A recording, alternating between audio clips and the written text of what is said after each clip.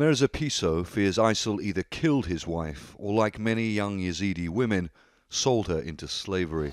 She disappeared in 2014 when, along with tens of thousands of other families from Iraq's minority Yazidi community, they tried to flee the ISIL offensive on Sinjar.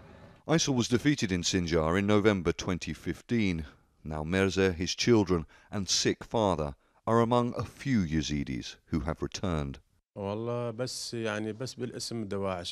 ruled over everything. They sabotaged the lands and killed our relatives and neighbours. When ISIL was kicked out, they left nothing behind. We still don't have much left to eat or to drink.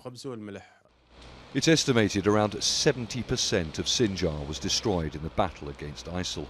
But it's not just a delay in reconstruction that's preventing people from returning to their homes. There are various military forces and armed groups in the area, and according to commanders, little cooperation between them.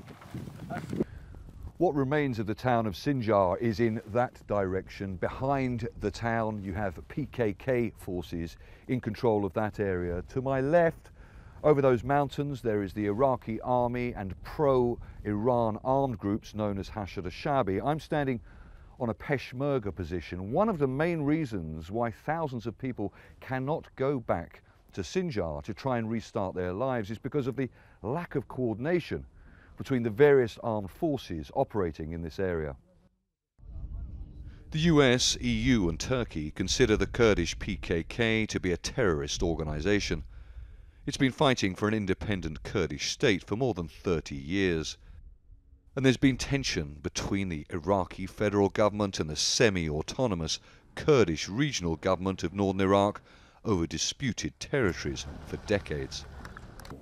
The various forces in and outside Sinjar aren't reaching consensus to better administer the town's political and security situation.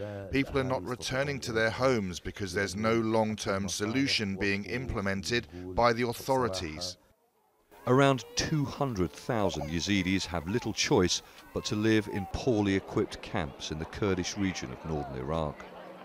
The situation in Sinjar is critical. The political bickering and security tension among the various forces is overshadowing on the town's future. The only solution to move forward is to pull all these forces out and let the people of the town decide their fate. The Yazidis are often called Iraq's forgotten people.